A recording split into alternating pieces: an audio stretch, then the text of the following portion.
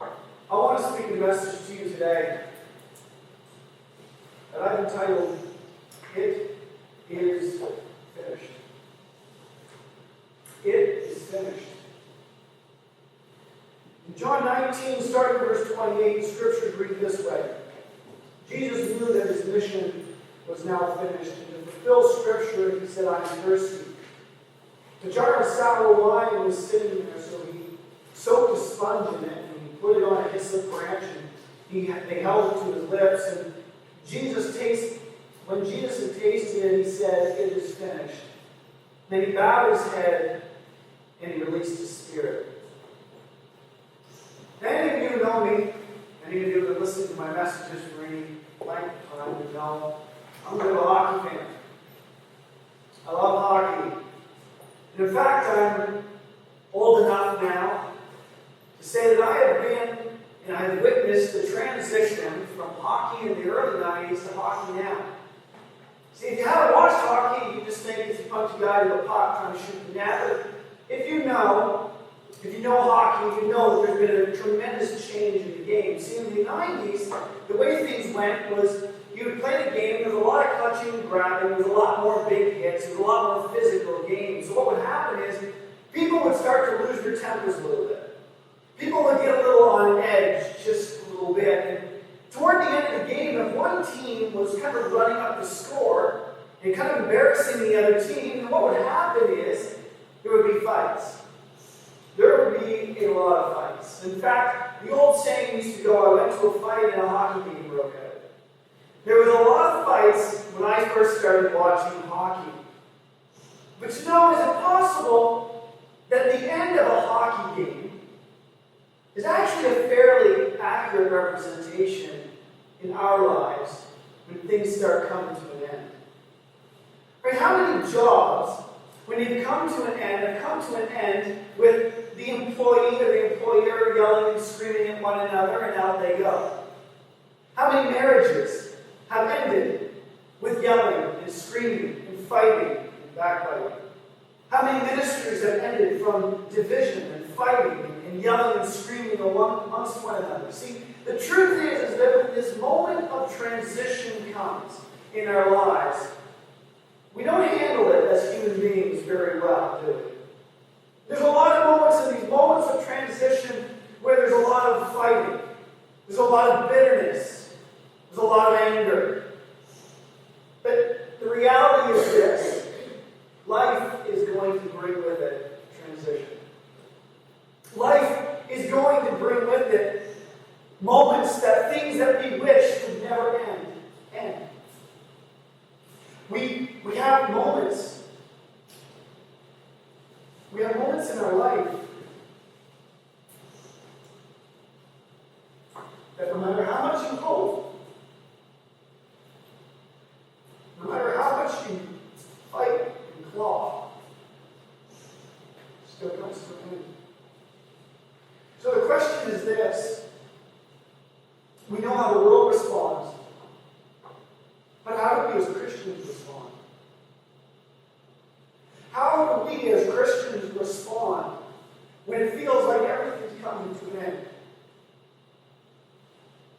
How do we approach these moments in our lives when these things that we feel are so important that it's as if it's the fabric of our life and it's coming to an end? How do we face those moments? Well, I want to take a few moments today, and I want to speak to you about how Jesus handled one of these moments. A moment of great transition in his life, and Jesus is our example. It's no longer I who lives, but Christ in me, as Paul said. So if we are going to claim Christianity, if we are going to claim to be people who serve the living God, then we need to learn how Jesus handled situations. And I believe that if you're willing, because Christianity is all about being willing. If you're not willing to budge, if you're not willing to move, then God can never move you. God will not usually violate your will, your free will. He's given us the opportunity to choose. But he's laid a path before us, and he has said, if you will follow my path, I'll give you peace. I'll give you rest. I'll give you hope. And so today, I want to take a few moments and I want to challenge you to listen very closely to what's going to be said. Because I believe that if you will heed and you will apply what Scripture has to say, if you will heed and apply and follow Jesus' example, you will find peace and you will find hope in moments of transition. So the first thing we're going to learn about Jesus is this. If you want peace, if you want hope, you've got to do God's will. You've got to do God's will.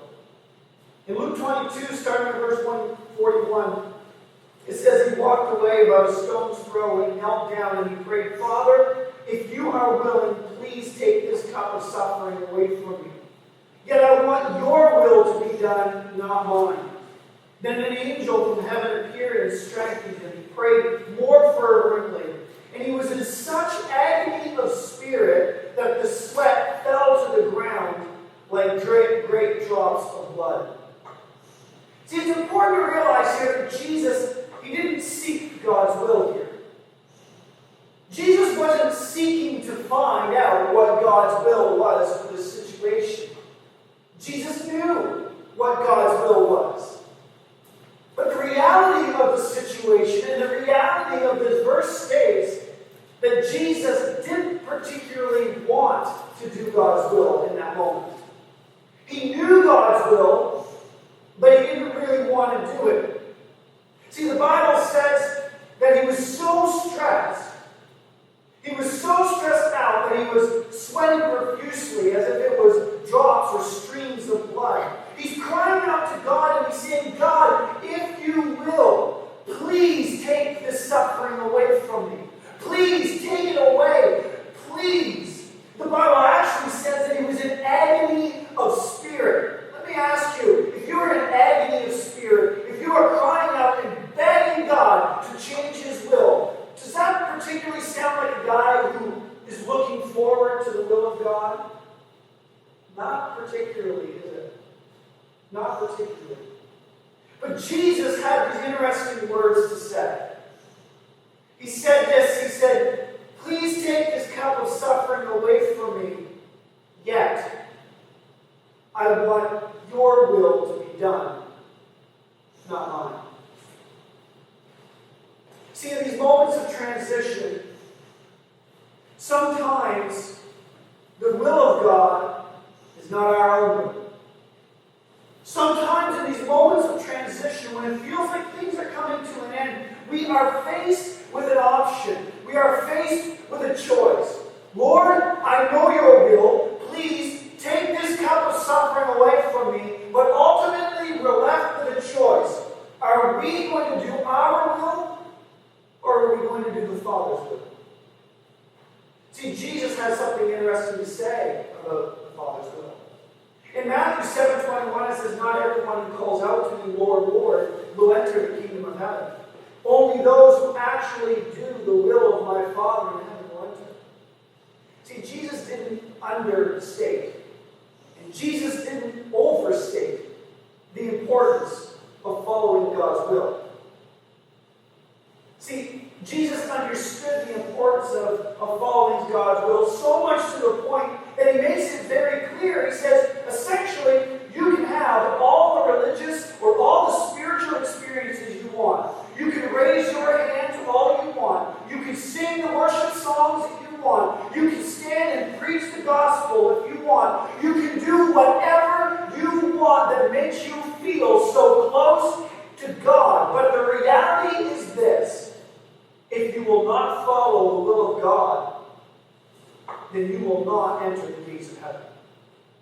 That is how important it is to God that we follow his will. That's how important it is. And so Jesus understood this because he had just preached this. And he understood as he was waiting for this moment of despair. He's saying, Lord, if you will, take this cup of suffering away.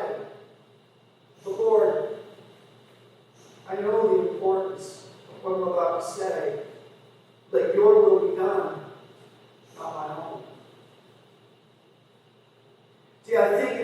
moments of transition, just like Jesus, we don't particularly want to do God's will. There's moments when we know what God is telling us to do, but it's so hard. It's so hard. And in those moments, if we want to find the peace of God, if we want to find the rest that is found in Jesus Christ, the very first step of it all is you must decide in your heart that even when you read Scripture and it's not exactly what you want to do, you do it. It's the will of God, and you do it. So once we have made that decision, let's look to the second step. The second thing is this. You must understand that a time of transition always has a purpose. There is always a purpose to why God is doing what God is doing. There is always a purpose to God's will. In Matthew 20, starting in verse 18, it says, "Listen," he said, "we're going to go up to Jerusalem, where the Son of Man will be betrayed to the leading priests and the teachers of religious law. They will sentence him to die. Then they are going to hand him over to the Romans to be mocked, flogged with a whip, and crucified. But on the third day, he will rise again from the dead." See, Jesus knew exactly why he was going to Jerusalem. He knew exactly why he was going. He knew that he had to go because the world was dying in sin and there needed to be a perfect sacrifice, and Jesus knew that he was the sacrifice. He understood that he was the sacrifice. See, is it possible that in these moments of transition in our life, that sometimes the most difficult part is not understanding the purpose behind it all? How many of us have suffered through something and we've said, "Lord, why? Why are you letting this happen? Why are you doing this?" We've asked God why and why, but really what we're saying is, "Lord, I don't understand the purpose behind all of this, and I'm struggling. I don't understand the purpose, and I'm struggling." Imagine that you've been in a job for 15 years. You have full benefits. Your job is awesome. You're going to have a full retirement. Everything about this job is high paying. Everything is perfect. And suddenly, one day, your boss gets fired and they replace him with a new boss. And when they replace him with a new boss, that boss doesn't like you so much. Immediately, God is starting to close doors. You don't understand why this is happening. You're 10 years away from retirement. Suddenly, you find yourself fired. It's this transition in your life. 10 years out of retirement, you've lost everything. You don't know where to turn. You don't know what to do. And you're asking God why. But what if God told you? What if He said to you that there's going to be a company that's going to move to town in a couple months, and they're going to need someone with just your particular skill set? Not only that, but it's actually going to come with higher pay. It's going to come with an even better retirement package. Would that put your mind at ease just a little bit? Would, wouldn't it? Suddenly, things don't seem so hopeless. Suddenly, some things don't seem so much of a challenge, because now God has spoken and He said, "Listen, this has to happen because I'm going to do something even greater in your life." Jeremiah 29, starting in verse 10, says this. "This is what the Lord says. You will be in Babylon for 70 years, but then I will come and do for you the good things that I have promised, and I will bring you home again. For I know the plans I have for you, says the Lord. They are plans for good, not for disaster, to give you a future, to give you a hope." See, Israel was at a time of great transition. Israel had lost everything. Their homes, their families, everything was destroyed. And so now they go to Babylon and they're feeling pretty hopeless. And God says to them, he says, listen, this is what's going to happen. He says, you're going to be there for 70 years. And at the end of the 70 years, I'm going to bring you exactly where you are supposed to be, back to your homeland. And when you arrive, I'm going to fulfill all those promises. He says, I have a plan for you. I have a future. I have a hope for you.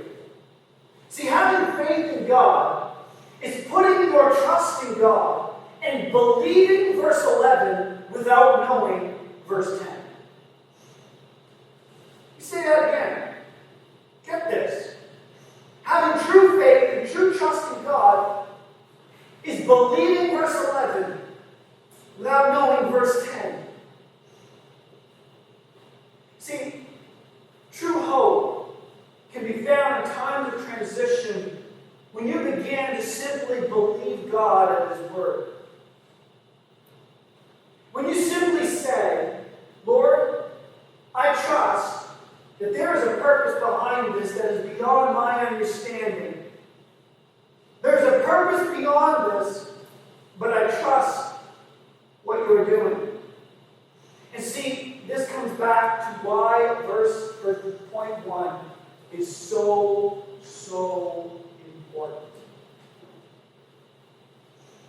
Because when you begin to understand that God has a purpose, it's in that moment that you decide in your heart, I'm going to do God's will no matter what. No matter what the scriptures are telling me, I'm going to follow the will of God. And Lord, I know that if I trust you, if I do what your scriptures tell me to do, there will be hope and there will be peace. You will find the most difficult moment in your life is when you struggle to find purpose, but you refuse to follow His will. You will find in those moments, they will be the most difficult moments of your life. But this leads us to the final point. Now, if you're trying to find hope in these moments of transition, if you're trying to find peace in these moments of transition, then you must understand that this moment will come to an end. It's not going to last forever. John 19, starting verse 29, says, a jar of sour wine was sitting there. So they soaked a sponge in it, put it on a hyssop branch, and he held it up to his lips. When Jesus had tasted it, he said, it is finished. Then he bowed his head and released his spirit. Jesus rather understood there was a purpose to his suffering. He understood that God has a purpose in all of this. But you need to understand something. Jesus still suffered. Jesus actually didn't want to go through the suffering, and he prays to God, and he says to God, Lord, whatever your will is, I will do it. But do you realize that at this point, what we've been taught in the church is when you decide to do God's will, and when you decide that He has a purpose for everything, then you are going to find peace. You're going to find rest. But that's not true. That's not true. See, the reality is this. Jesus goes into the garden and he prays. Submits himself to the Lord and says, I'm going to do your will no matter what. He knows that God has a purpose. We say at this point, suffering done. The Bible says this. Jesus was sweating. Sorry. It says this. After he prays, Jesus had submitted his will to God, and now he's arrested, betrayed by a close friend, falsely accused, mocked, spit on, rejected, beat up, stripped naked, whipped until his bones showed through his skin, made to carry a 150-pound cross through the streets. He was nailed to said cross, and he died on said cross. All of this happened after he submitted his will to God. After he had already proclaimed that he knew that there was a purpose to this. Isaiah 40, verse 31 says this, "But those who trust in the Lord find new strength. They will soar high on wings like eagles. They will run and not grow weary. They will walk and not faint." In those moments of transition, we find ourselves making a tough choice. But it's this choice that the Bible teaches is going to bring you hope and peace through these moments of transition. Choice is to follow God's will. Choice is to believe He has a purpose. But one of the greatest choices we have to make in the midst of it all is deciding to believe God and trust God that the suffering is not going to last forever. See, in the moments of transition when we feel that the suffering is never going to stop, we start making bad decisions. But when we decide that God is in control, when we decide that no matter how this goes down, that God has a purpose for it all, when we decide that God is going to see us through, that this is not going to last forever, then in those moments you can find peace and you can find the rest that you're looking for.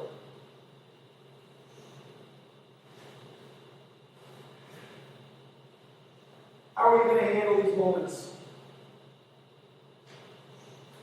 How are you going to handle these moments in life? We're all going to face them. We're all going to face moments of transition. Things are coming to an end. The life of Jesus teaches us that knowing the will of God is not enough. We actually have to do the will of God. So when you know God's will for the situation, if you're going to experience the peace and the hope that you're looking for,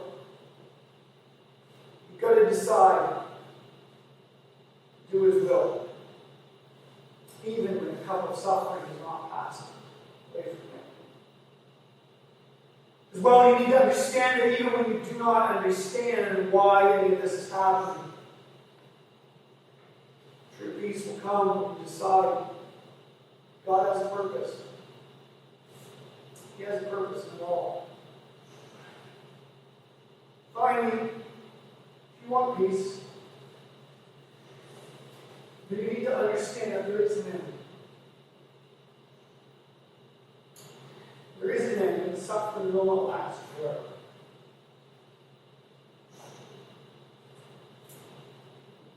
Okay, every head bowed and every eye closed. Lord Jesus, we face moments in our life that grow so hard. God, we face moments where we ask ourselves how we're going to move on. Lord, those who are hearing this, those who are going through transition, those who are confused, hurting, God, we're asking you, please, give them strength. Give them strength, Lord. You gave us such a good, clear path through our sorrows. And Lord, please, God, strengthen your people. And I thank you